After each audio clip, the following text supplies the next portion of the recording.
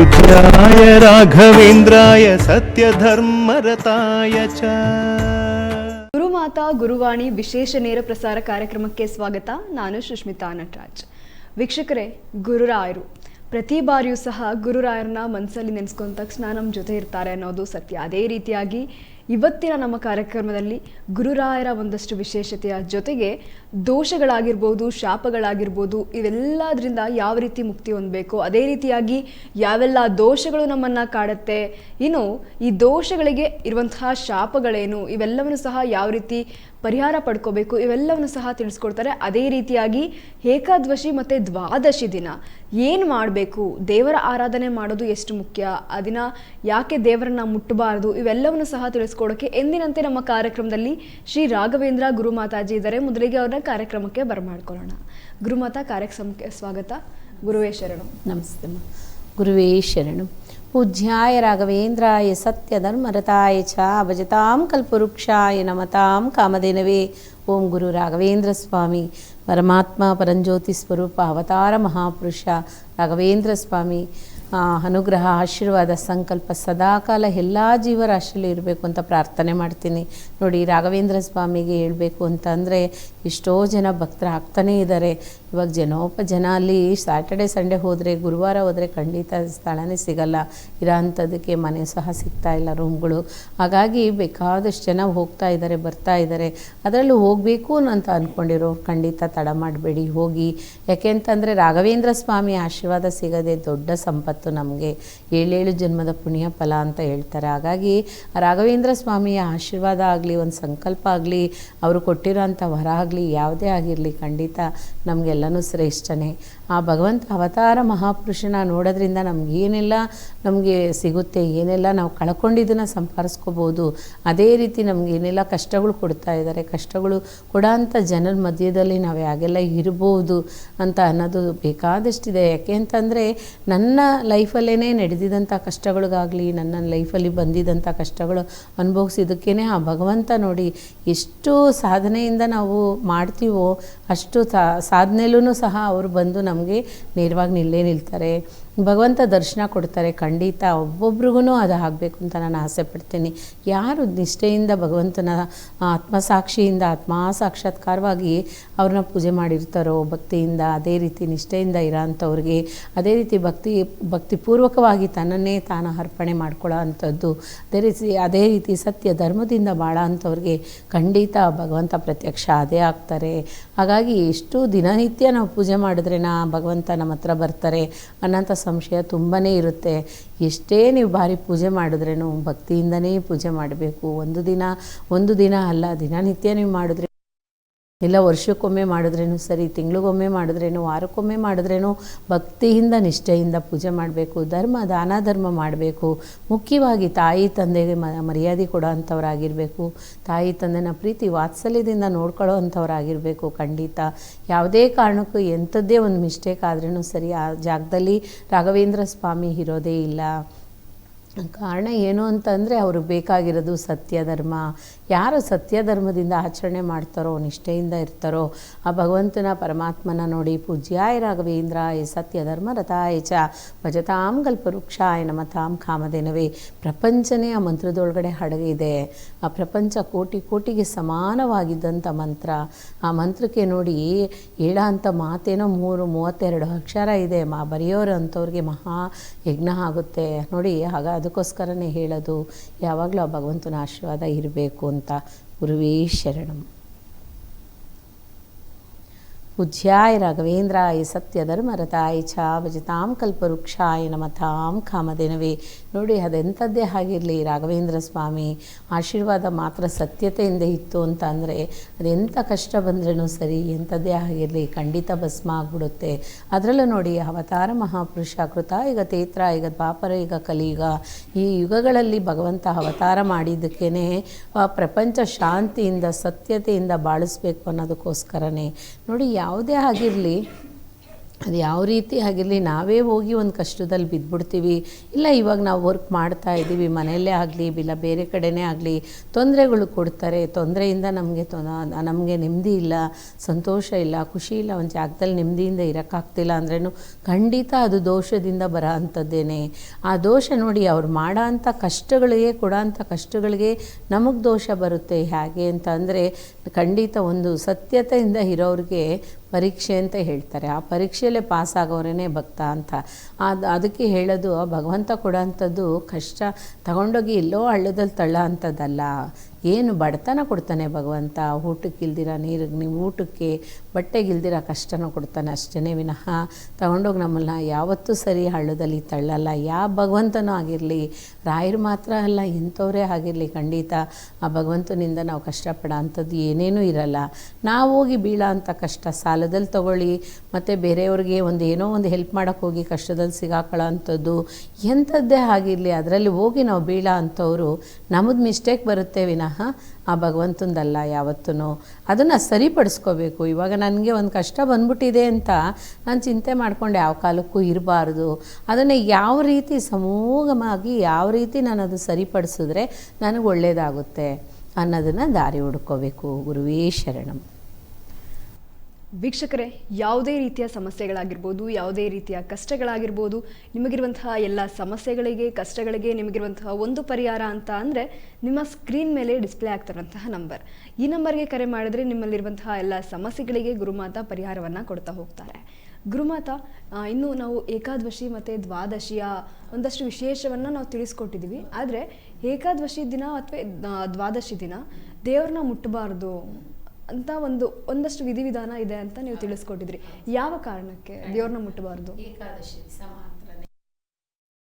ಏಕಾದಶಿ ದಿವಸ ಅದರಲ್ಲೂ ರಾಘವೇಂದ್ರ ಸ್ವಾಮಿ ತುಂಬಾ ಮೌನ ಉಪವಾಸ ಇರ್ತಾರೆ ನೋಡಿ. ಆಲ್ರೆಡಿ ನಾನು ಹೇಳಿದ್ದೀನಿ, ರಾಘವೇಂದ್ರ ಸ್ವಾಮಿಗೆ ಮಂತ್ರಾಲಯದಲ್ಲಿ, ಗುರುವೇ ಶರಣಂ, ರಾಘವೇಂದ್ರ ಸ್ವಾಮಿಗೆ ಮಂತ್ರಾಲಯದಲ್ಲಿ ಏಕಾದಶಿ ದಿವಸ ಹೋಗೋರಿಗೆ ಅಂಥವ್ರಿಗೆ ಭಕ್ತರಿಗೂ ಸಹ ಯಾವುದೋ ಊಟನ ಖಂಡಿತ ಊಟ ತೀರ್ಥ ಆಗಲಿ, ಅಕ್ಷತೆ ಆಗಲಿ, ಪ್ರಸಾದ ಏನೇನೂ ಕೊಡಲ್ಲ. ಕಾರಣ ಅವತ್ತಿನ ದಿವಸ ಸ್ವಾಮಿಗೆ 15 ದಿವಸಕ್ಕೊಮ್ಮೆ ಒಂದು ಬರುತ್ತೆ ಏಕಾದಶಿ, ತಿಂಗಳಿಗೆ 2 ಸರಿ ಬರುತ್ತೆ. ಎಲ್ಲನೂ ಏಕಾದಶಿನೂ ಸರಿ, ದ್ವಾದಶಿ ಆಗಲಿ ತಗೊಳ್ಳಿ, ಮತ್ತು ಸಂಕಷ್ಟಹರ ಚತುರ್ಥಿ ಆಗಿರಲಿ, ಅದೇ ರೀತಿ ಶಿವರಾತ್ರಿ ಆಗಿರಲಿ, ಈ ಥರ ಎಲ್ಲನೂ ಸರಿ ಅದೇ ಒಂದು ತಿಂಗಳಿಗೆ 2 ಟೈಮು ಬರುತ್ತೆ. ಹಾಗಾಗಿ ಯಾಕೋಸ್ಕರ ಇದನ್ನು ನಾವು ಯಾತಕ್ಕೋಸ್ಕರ ಮಾಡಬೇಕು ಆಚರಣೆ? ನಾವು ಏಕಾದಶಿ ದಿವಸ ಯಾವ ಭಗವಂತನೂ ಮುಟ್ಟಬಾರ್ದು. ಏನು ಕಾರಣ? ಮುಟ್ಟಿದ್ರೆ ನಮಗೇನೆಲ್ಲ ದೋಷಗಳು ಬರುತ್ತೆ ನೋಡಿ. ಆ ಭಗವಂತ ವೈಕುಂಠದಲ್ಲೇ ನಾರಾಯಣನ ಪೂಜೆ ಮಾಡಿಬಿಟ್ಟು ಬಂದಿದ್ದಂಥ ಮಹಾನುಭಾವ ಗುರು ರಾಘವೇಂದ್ರ ಸ್ವಾಮಿ ನೋಡಿ. ಆ ಮಹಾನುಭಾವ ಅಲ್ಲಿ ವೈಕುಂಠದಲ್ಲಿ ಪೂಜೆ ಮಾಡಿದ್ದಿಲ್ದಿರ ಕೃತಾಯುಗ, ತೇತ್ರಾಯುಗ, ದ್ವಾಪರಯುಗ, ಕಲಿಯುಗ, ಈ 4 ಯುಗಗಳಲ್ಲೂ ಸಹ ಅವತಾರಕ್ಕೂ ಕಲಿಯುಗದಲ್ಲಿ 2 ಅವತಾರ ತಾಳಿದ್ದಾರೆ ವ್ಯಾಸರಾಯ ತೀರ್ಥರು, ರಾಘವೇಂದ್ರ ಸ್ವಾಮಿ. ಹಾಗಾಗಿ ಒಂದೊಂದು ಅವತಾರದಲ್ಲೂ ಮಹಾನುಭಾವ ಅವರು ಎಷ್ಟು ನಾರಾಯಣ ಅವತಾರದಲ್ಲಿ ಆ ಮಗುನ ಕಾಪಾಡಿಕೊಂಡೇ ಬಂದಿದ್ದಾರೆ. ಹಾಗಾಗಿ ಈ ಕಲಿಯುಗದಲ್ಲೂ ಸಹ ಕೃಷ್ಣ ಬಂದು ಅವ್ರನ್ನ ಕೈ ಹಿಡಿದು ಬೃಂದಾವನ ಪ್ರವೇಶ ಮಾಡಿಸಿದಂಥದ್ದು ನೋಡಿ. ಸಾಧಾರಣನೇ ಅಲ್ಲ. ವೈಕುಂಠದಲ್ಲಿ ಏಕಾದಶಿ ಆಗಿದ್ದು, ವೈಕುಂಠದಲ್ಲಿ ಏಕಾದಶಿ ವ್ರತನ ಸ್ಟಾರ್ಟ್ ಮಾಡೋಕ್ಕೆ ಮಾಡಿದ್ದೇನೆ ನಾರಾಯಣ ಶಂಕುಕರ್ಣನಾಗಿದ್ದಂಥ ರಾಘವೇಂದ್ರ ಸ್ವಾಮಿಗೇ. ಅದಕ್ಕೆ ಅವರಿಂದನೇ ಆರಂಭ ಆಗಿದ್ದು, ವೈಕುಂಠದಲ್ಲೇ ಆರಂಭ ಆಗಿದ್ದು ಏಕಾದಶಿ ವ್ರತ ನೋಡಿ. ಯಾಕೆ ಏಕಾದಶಿ ವ್ರತ ಮಾಡಬೇಕು? ನಾರಾಯಣನ ಪೂಜೆ ಮಾಡೋ ಅಂಥ ಸಮಯದಲ್ಲಿ ರಾಘವೇಂದ್ರ ಸ್ವಾಮಿ ಆಗಿದ್ದಂಥ ಶಂಕುಕರ್ಣ ಒಂದು ತುಳಸಿನ ಪತ್ರೆ ತರೋದಕ್ಕೆ ಸ್ವಲ್ಪ ಲೇಟ್ ಮಾಡ್ತಾರೆ. ಲೇಟ್ ಆಗಿದ್ದಕ್ಕೆ ಅವ್ರಿಗೆ ಪನಿಷ್ಮೆಂಟ್ ಕೊಡ್ತಾರೆ. ಯಾರು? ಭಗವಂತ ನಾರಾಯಣ ತನ್ನ ತಂದೆ ತಾಯಿಗೆ ಪೂಜೆ ಮಾಡೋದು ನಿನ್ನಿಂದ ಲೇಟ್ ಆಯಿತು, ಹಾಗಾಗಿ ನೀನು ಉಪವಾಸ ಇರಬೇಕು ಅಂತ ಹೇಳಿ ಉಪವಾಸ ಇದ್ದು ಎಲ್ಲಿ ನಿಂತಿದೆಯೋ ಅಲ್ಲೇ ಇರಬೇಕು ನಾಳೆ ಈ ಟೈಮ್ ಬರೋವರೆಗೂ, ನಿನಗೆ ಏಕಾದಶಿ ಮೌನ ಉಪವಾಸ ನೀನು ಅಂತ ನಿನಗೆ ನಾನು ಅದು ಹೇಳ್ತೀನಿ ಅಂತ ಹೇಳಿ ಆ ಭಗವಂತ ಆ ಮಗುನ ಒಂದು 7 ವಯಸ್ಸಿರ್ಬೋದು, ಆ ಮಗುನ ಉಪವಾಸದಲ್ಲಿ ಬಿಟ್ಬಿಡ್ತಾರೆ. ಹಾಗಾಗಿ ಆವತ್ತಿನ ದಿವಸ ಏಕಾದಶಿ ಅಂತ ಹೇಳಿದ್ದೆ, ವ್ರತನ ಆಚರಣೆ ಮಾಡೋಕ್ಕೆ ಹೇಳ್ಕೊಟ್ಟಿದ್ದೆ ಅವರೇನೆ.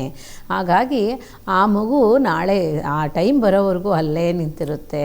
ಬಂದು ನಾರಾಯಣ ನೋಡುವಾಗ ಅಡಡೆ ಏನಪ್ಪ ನೀನು ಇಲ್ಲೇ ನಿಂತ್ಕೊಂಡಿದ್ಯಾ ಯಾಕೆ ಅಂತ ಹೇಳಿ, ನೀನು ಈ ಕಡೆ ಬರಬಾರ್ದ ಅಂತ ಹೇಳಿ ಆ ಮಗುನ ಶೋಲ್ಡ್ರಲ್ಲಿ ಕೈ ಇಟ್ಬಿಟ್ಟು ಮಗುನ ನೋಡ್ತಾರೆ. ನೋಡಿದ ತಕ್ಷಣ ಆ ಮಗು ಹಂಗೆ ಉಪವಾಸದಲ್ಲೇ ಮೌನ ಉಪವಾಸದಲ್ಲೇ ಇದ್ದು ಅವ್ರಿಗೇನೇನು ಬದಲು ಹೇಳೋದಿಲ್ಲ. ಹಾಗಾಗಿ ಆ ಸ್ವಾಮಿ ನಾರಾಯಣ, ಓಹೋ ನಾನು ಹೇಳಿದ್ದು ನೀನು ಮನಸ್ಸಲ್ಲಿ ಇಟ್ಕೊಂಬಿಟ್ಟು ಆ ನಿಂತಿದ್ದ ಜಾಗದಲ್ಲೇ ಇದೆಯಾ ಕದಲಿದ್ದೀರಾ ಅಂತ ಹೇಳಿ, ಆಯ್ತಪ್ಪ ಇವತ್ತು ದ್ವಾದಶಿ, ನೀನು ಬಂದು ಎಲ್ಲ ಪೂಜೆಗೆ ಬೇಕಾಗಿದ್ದದನ್ನು ಎಲ್ಲನೂ ನೀನು ಹೆಲ್ಪ್ ಮಾಡು ಅಂತ ಹೇಳಿ ಆ ಮಗುನ ಆಶೀರ್ವಾದ ಮಾಡ್ತಾರೆ. ಹಾಗಾಗಿ ನೋಡಿ, ಯಾವ ಟೈಮಿಂದ ಯಾವ ಟೈಮ್ವರೆಗೂ ಏಕಾದಶಿ ಇದೆಯೋ ಆ ಟೈಮ್ವರೆಗೂ ಮೌನ ಉಪವಾಸ ರಾಘವೇಂದ್ರ ಸ್ವಾಮಿ ಆ ವೈಕುಂಠದಲ್ಲಿಂದ ಸ್ಟಾರ್ಟ್ ಆಗಿದ್ದು ಈ ಕಲಿಯುಗವರೆಗೂ ಅವ್ರು ಮಾಡ್ತಾನೆ ಇದ್ದಾರಂತೆ. ರಾಘವೇಂದ್ರ ಸ್ವಾಮಿ ಮಾಡ್ತಾ ಇರೋದು ಮೌನ ಉಪವಾಸ ನಾರಾಯಣನಿಗೋಸ್ಕರ. ನೋಡಿ, ಏಕಾದಶಿ ಒಂದು ದಿನ ನಾವು ಉಪವಾಸ ಇದ್ವಿ, ಮೌನ ಉಪವಾಸ ಇರೋರು ತುಂಬ ಜನನೇ ಇದ್ದಾರೆ. ಅದರಲ್ಲೂ ಏಕಾದಶಿ ದಿವಸ ಉಪವಾಸ ಇರೋ ಅಂಥದ್ದು ಭಾರಿ ವಿಶೇಷತೆ. ಆ ನಾರಾಯಣನಿಗೋಸ್ಕರ ಒಬ್ಬೊಬ್ಬರು ಬಾಯಲ್ಲಿ ಬರೋ ಅಂಥ ಹೆಂಜಲೂ ಸಹ ನುಂಗಲ್ಲ, ಆ ರೀತಿಯೂ ಸಹ ಉಪವಾಸ ಇರ್ತಾರೆ. ಅವತ್ತಿನ ದಿವಸ ಏಕಾದಶಿ ದಿವಸ ಅನ್ನ ಊಟ ಮಾಡೋ ಅಂಥವ್ರು, ರೈಸನ್ನು ಅಕ್ಕಿ ಸಂಬಂಧಪಟ್ಟಿದ್ದಂಥ ಊಟ ಮಾಡೋ ಅಂಥವ್ರಿಗೆ ದೇಹದಲ್ಲಿ ಒಂದೊಂದು ಅನ್ನ ಹಗಳೂ ಸಹ ಹುಳು ಆಗುತ್ತೆ ಅಂತ ಹೇಳಿದ್ದಾರೆ. ಆ ಹುಳು ಆಗೋದನ್ನು ತಡಿಬೇಕು ಅಂತ ಅಂದರೆ ಖಂಡಿತ ಏಕಾದಶಿ ದಿವಸ ಅನ್ನ ಆಹಾರ ತಿನ್ನಬಾರ್ದು ಅನ್ನೋಂಥದ್ದಿದೆ. ಏನಕ್ಕೋಸ್ಕರ ಅಂತ ಅಂದರೆ ಆ ವೈಕುಂಠದಲ್ಲಿ ಆ ಮಗುಗೆ ಆ ಭಗವಂತ ನಾರಾಯಣ ಅರ್ಥ ಮಾಡಿಸಿದ್ದಾರೆ, ಕಲಿಯುಗದಲ್ಲಿ ಇದೆಲ್ಲ ನಡೀತೈತೆ, ಇದನ್ನು ನೀನು ಪಾಲನೆ ಮಾಡಬೇಕು, ನೀನು ನಿನ್ನ ಭಕ್ತರುಗಳಿಗೂ ಪಾಲನೆ ಮಾಡಿಸ್ಬೇಕು ಅಂತ. ಹಾಗಾಗಿ ಆ ರೀತಿ ಬರೋಂಥ ಟೈಮಲ್ಲಿ ಅದಕ್ಕೆ ಹೇಳೋದು, ಏಕಾದಶಿ ದಿವಸ ಅನ್ನ ಆಹಾರ ಬಿಟ್ಟರೆ ತುಂಬ ಒಳ್ಳೆಯದು. ನಾರಾಯಣನಿಗೋಸ್ಕರ ಒಂದು ದಿನ ನಾವು ಉಪವಾಸ ಇದ್ವಿ ಅಂತ ಅಂದರೆ ಒಂದು ವರ್ಷಕ್ಕೆ ಬೇಕಾದಷ್ಟು ಅನುಕೂಲ ನಮಗೆ ಸಿಗುತ್ತಂತೆ. ಅದಕ್ಕೆ ಹೇಳೋದು ಏಕಾದಶಿ ಮಹಾ ಉಪವಾಸ ತುಂಬಾ ಶ್ರೇಷ್ಠ ಆಗಿದ್ದು. ಅದೇ ರೀತಿ ಆ ಒಂದು ಏಕಾದಶಿ ಉಪವಾಸ ವೈಕುಂಠ ಏಕಾದಶಿಗೆ ಯೂಸ್ ಆಗುತ್ತಂತ ನೋಡಿ. ಅದಕ್ಕೆ ವರ್ಷ ಫುಲ್ಲು 1 ತಿಂಗಳಿಗೆ 2 ಏಕಾದಶಿ ಬರುತ್ತೆ ಅಂತ ಅಂದರೆ 12 ತಿಂಗಳಿಗೆ ಇಷ್ಟಾಯಿತು.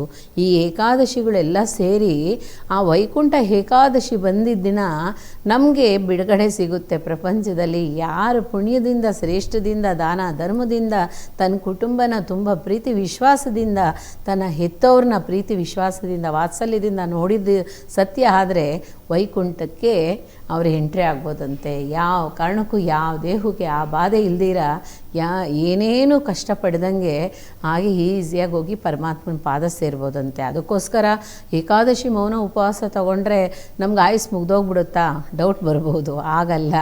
ಉಪವಾಸ ತಗೊಳ್ಳೋರಿಗೆ ಒಂದು ಯಾವ ಕಾರಣಕ್ಕೂ ಸರಿ ಯಾವ ಕಷ್ಟವೂ ಬರಲ್ಲ. ನಿಷ್ಠೆಯಿಂದ ನಾವು ಮಾಡೋ ಅಂಥವ್ರು, ಏಕಾದಶಿ ಮಹಾ ಉಪವಾಸ ಮಾಡೋ ಅಂಥವ್ರಿಗೆ ಶ್ರೇಷ್ಠದಿಂದ ಎಲ್ಲ ಸಿಗುತ್ತೆ ಅನ್ನೋಂಥದ್ದು ದೊಡ್ಡವರು ಹೇಳಿದ್ದಾರೆ, ಸಂಪ್ರದಾಯನೂ ಸಹ ಇದೆ. ಹಾಗಾಗಿ ಎಲ್ಲ ವಿಶೇಷತೆಯೂ ನಮಗೋಸ್ಕರನೇ ಆ ಭಗವಂತ ಅವತಾರ ಮಾಡಿ, ರಾಘವೇಂದ್ರ ಸ್ವಾಮಿ ಆಗಲಿ, ಒಂದೊಂದು ಭಗವಂತ ಆಗಿರಲಿ, ನಮಗೆಲ್ರಿಗೂ ಇದನ್ನು ಮಾಡಿಕೊಟ್ಟಿದ್ದಾರೆ ಅಂದರೆ ನಮ್ಮ ಬಾಳ್ವೆಗೆ ಎಷ್ಟು ಒಳ್ಳೆತನ ಇದೆ, ಒಳ್ಳೆ ದಾರಿ ಇದೆ, ನಾವು ಶ್ರೇಷ್ಠದಿಂದ ಬಾಳ್ಬೋದು ಅನ್ನೋ ಅಂಥದ್ದು ಒಂದು ಎಕ್ಸಾಂಪಲ್ ಅಷ್ಟೇ. ಹಾಗಾಗಿ ಮೌನ ಉಪವಾಸ ಇರೋ ಅಂಥವ್ರಿಗೆ ಏನಾಗುತ್ತೆ ಅಂದರೆ ದಿನನಿತ್ಯ ನಾವು ಮಾತಾಡಿದ್ದನ್ನು ಎಷ್ಟು ಕೆಟ್ಟದ್ದೋಗಿ ಭಗವಂತನ ಹತ್ರ ಡೆಪಾಸಿಟ್ ಆಗಿರುತ್ತೋ, ಒಳ್ಳೇದು ಬಂದರೂ ಡೆಪಾಸಿಟ್ ಆಗಿರುತ್ತೋ ಅದು ಏಕಾದಶಿ ದಿವಸ ಮುಗಿದ ಮೇಲೆ ದ್ವಾದಶಿ ದಿವಸ ಅದು ಟ್ಯಾಲಿ ಆಗುತ್ತೆ. ಆಗುವಾಗ ಪಾಪ ಕರ್ಮನೆಲ್ಲ ಒಂದು ತಕಡಿಲೇನೋ, ಪುಣ್ಯ ಎಲ್ಲ ಒಂದು ತಕಡಿಲಿ, ದಾನ ಧರ್ಮ ಪುಣ್ಯ ಎಲ್ಲ ಒಂದು ತಕಡಿಲಿ ಹಾಕಿರ್ತಾರೆ.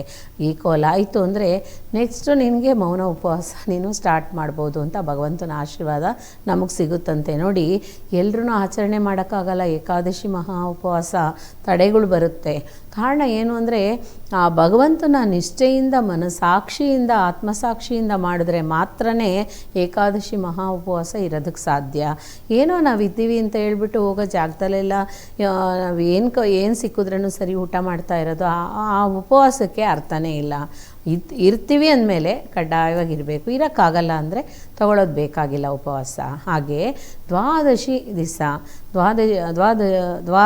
ದಿವಸ ಬೆಳಗ್ಗೆ 8:30-9 ಗಂಟೆ ಒಳಗಡೆ ಆ ಭಗವಂತನ ಪೂಜೆ ಎಲ್ಲನೂ ಮಾಡಿ ಮುಗಿಸ್ಬಿಟ್ಟು 10 ಗಂಟೆ ಒಳಗಡೆ ಭಗವಂತನ ನೈವೇದ್ಯ ಮಾಡಿ ಊಟ ಮಾಡಿಬಿಡ್ಬೇಕು. ಆದರೆ 4:15 ಒಳಗಡೆ ಮಾಡೋ ಅಂಥದ್ದು ಭಾರಿನೇ ವಿಶೇಷತೆ. 4:15-5 ಗಂಟೆ ಒಳಗಡೆ ಶುಭ ಮುಹೂರ್ತ ಟೈಮಲ್ಲಿ ಆ ಭಗವಂತನ ನಿಷ್ಠೆಯಿಂದ ಪೂಜೆ ಮಾಡೋ ಅಂಥದ್ದು ತುಂಬಾ ವಿಶೇಷತೆ. ಯಾಕೆ ಅಂತ ಅಂದರೆ ಆ ಭಗವಂತ ಸೂರ್ಯೋದಯ ಬರೋದಕ್ಕೆ ಮುಂಚೆ ಮಾಡುವಾಗ ಆ ಸೂರ್ಯನ ಕಿರಣಕ್ಕೆ ಎಷ್ಟು ಪ್ರತಿಬಿಂಬ ಎಷ್ಟು ಪವರ್ಫುಲ್ ಆಗಿದೆಯೋ ಅಷ್ಟೇ ಪವರ್ಫುಲ್ ನಮಗೆ ಪೂಜೆ ಮಾಡೋ ಅಂಥ ಭಕ್ತರುಗಳಿಗೆ ಸಿಗುತ್ತೆ ಅಂತ ಹೇಳ್ತಾರೆ. ಹಾಗಾಗಿ ಒಬ್ಬೊಬ್ಬರು 4 ಗಂಟೆಗೆಲ್ಲ ನಾನು ಪೂಜೆ ಮಾಡ್ತೀನಿ ಅಂತಲೂ ಸಹ ಎಷ್ಟೋ ಜನ ನನ್ನ ಹತ್ರ ಹೇಳ್ತಾರೆ. ಎಲ್ರಿಗೂ ನೀವು ಮಾಡ್ತಾ ಇರೋಂಥವ್ರು ನನಗೆ ಫೋನ್ ಕಾಲ್ ಮಾಡಿ. ಗುರುವೇ ಶರಣಂ.